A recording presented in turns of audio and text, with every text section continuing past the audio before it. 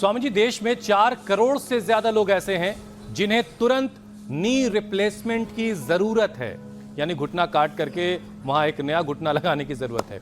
तो और स्वामी जी, बहुत सारे बुजुर्ग हमारे दर्शक इस वक्त हमारे साथ जुड़े हुए होंगे, इसलिए जरा ये समझाइए कि घुटनों की सर्जरी किस उम्र तक करवाई जा सकती है, और ओल्ड एज में अगर कोई सर्जरी ना करवाना चाहे क्योंकि सक्सेस रेट ज्यादा उम्र होने के बाद घटने लगता है, तो ऐसी सूरत में घुटनों में जो दर्द हो रहा है उससे किसी बुजुर्ग को कैसे आराम मिलेगा? मैं रोज कम से कम 300 से 500 लोगों से मिलता हूँ। उसमें 80% लोगों को वात रोग है, 80 प्रकार का वात रोग है, और 80% लोग किसी न किसी प्रकार से वात व्याधि से पीड़ित होते हैं। ये घुटनों के, इसलिए मैंने आज कई एक्सरसाइज बताई, खड़े होकर के, बैठ करके, उल्टे लेट करके, और ये देखो ऐसे ऐसे घुटनों को खींचना, ढीला छोड़ना, आप देख रहे हो ना, ऐसे, ये ऐसे, और फिर ऐसे ऐसे, और फिर ऐसे बैठ करके ऐसे ऐसे भी कर लेते हैं, या ऐसे भी कर लेते हैं। मैंने 40, 50, 60 साल की उम्र में भी आजकल तो लोगों को घुटनों के बदलने के लिए, नी रिप्लेसमेंट के लिए बोल दिया जाता है, उनको बचाया है। और अपवाद रूप में कई बार आप देखते हैं मेरे साथ 70-80 साल के लोग आते हैं, और मैं उनको कहता हूँ आप श्रृंगी चिकित्सा करा लो, लीड चिकित्सा करा लो, जानो बस्ती करवा लो, एक्यूप्रेशर एक्यूपेंचर करवा लो, उससे पेन तो तत्काल ठीक हो जाता है। और डीजनरेटिव कार्टिलेज, ये गौर से सुनने की बात है, डीजनरेटिव कार्टिलेज रीजुविनेट हो जाते हैं। हमने ये एनिमल ट्रायल में तो देखा, एनिमल ट्रायल में 2 सप्ताह में, और ह्यूमन ट्रायल में 2 माह में, यदि डीजनरेटिव कार्टिलेज रीजुविनेट हो जाए, और ये साइंटिफिक एविडेंस के साथ मैं कह रहा हूँ, साइंटिफिक वैलिडेशन के साथ कह रहा हूँ। हमने खाली पेट पीड़ानिल गोल्ड खाने के बाद ऑर्थोग्रिप, किसी किसी को अश्वशिला, चंद्रप्रभा, गोक्षरादि गोकुल का भी प्रयोग करवाया व्याधि के अनुसार, और एलोवेरा जूस 25 से 50 ml, गिलोय, पारिजात, निर्गुंडी, हार श्रृंगार 25 ml, ये 5 चीज़ें। इसको मैं पीड़ानिल जूस, 10 मूल क्वाथ, पीड़ांतक क्वाथ, ये भी उबाल के पिला देते हैं, इसी की बस्ती भी देते हैं।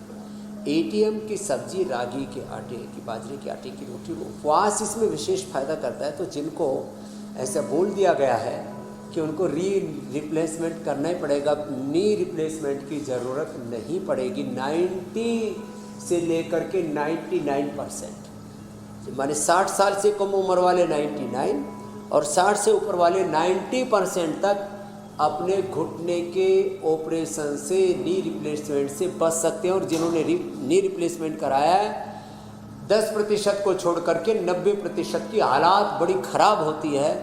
उसमें वाजपेयी जी जो देश के प्रधानमंत्री जी थे, उनसे लेकर के मैंने आम लोगों की हालत देखी है, और उनकी हालत ज़्यादा ख़राब होती है जो ओवरवेट हैं, जिनको शुगर की प्रॉब्लम रहती है पहले से, जो ओवरवेट हैं, जिनको शुगर की प्रॉब्लम है, और पहले से ही जिनकी इम्यूनिटी लो है, तो भाई बस इसी ओवरवेट पे स्वामी जी मैं आने वाला था, जो हम उपाय बता रहे वही अपना लो। लेकिन आप तो जाहिर है अंतर्यामी हैं, आप आगे के पहुंच ही जाते हैं विषय तक।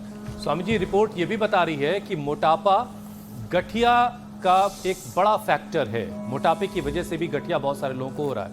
एक तो हड्डियां कमजोर, और ऊपर से बढ़ा हुआ वजन, एक्सेस वेट, जिसकी वजह से बहुत सारे लोगों पर डिसेबिलिटी का भी खतरा मंडाता रहता है। तो ऐसे में स्वामी जी, मोटापे को कंट्रोल करना बड़ा जरूरी है। आपने चक्की आसन तो शुरू कर दिया है। आधी से ज़्यादा आबादी की समस्या होगी है, जो हमारे शहरी लोग हैं, जो न्यू इंडिया है, ग्रामीण भारत में अभी भी थोड़ी कम है, लेकिन वहाँ पर भी है, थोड़ी थोड़ी तो पहुँच गई है। पश्चिमोत्तानासन, त्रिकोणासन, चक्की आसन, उल्टे लेट करके भुजंगासन, ऐसे एक एक अभ्यास को 10-20 बार से शुरू करके थोड़ा 25-50-100 बार तक कर लेते हैं। एक ये लोअर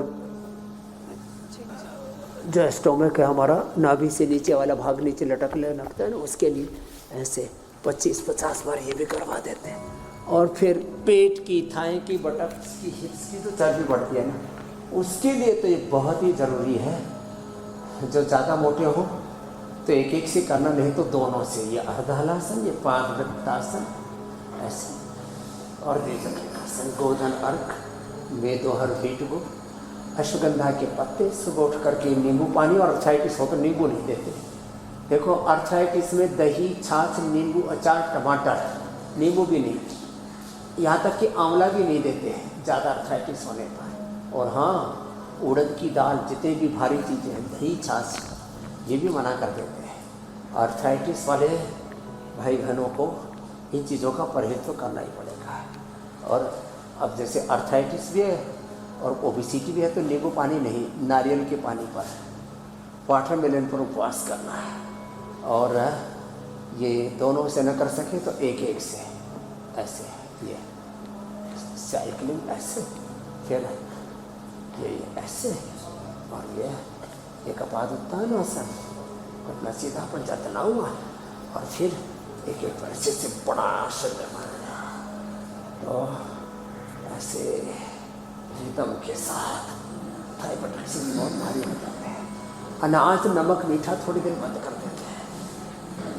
नमक तो पूरा बंद नहीं करते, कम कर देते हैं। चीनी तो पूरी बंद है। थोड़े दिन भाई करो कंट्रोल में। हमने भी तो पिछले 35 सालों से अपना वजन 65 पर ही थामा हुआ है। अब मैंने वापस 65 कर लिया। 67 तक तो लोग कहते थे बाबूजी बड़े तगड़े हो। जैसे ही मैंने 65 किया तो लोग कह रहे बाबूजी आप तो ज़्यादा ही कमज़ोर लग रहे हो। वैसे टीवी पर तो मैं एकदम बॉडी बिल्डर ही लगता हूँ, रेसलर लगता हूँ, लेकिन फिजिकली आके देखते रहे बाबा आप तो बड़े पतले लगते हो। ये टीवी ना सवाया करके दिखाता है हमारे बच्चों को।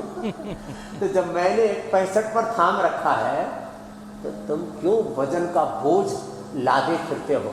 मुझे तो बड़ी दया है, लोग कैसे ढोते हैं इतना वजन है मेरे काम। जीते जी भी और मरने के बाद शमशान में जो ढोते हैं उनके भी कंधे ही टूटते हैं मेरे भाई से कब्रिस्तान तक। स्वामी जी आपसे तो फिटनेस में कभी compete ही नहीं कर सकते। और इसीलिए रोज़ाना स्वामी जी वज़न कम करने को लेकर के हम कोई ना कोई विषय ज़रूर शामिल करते हैं।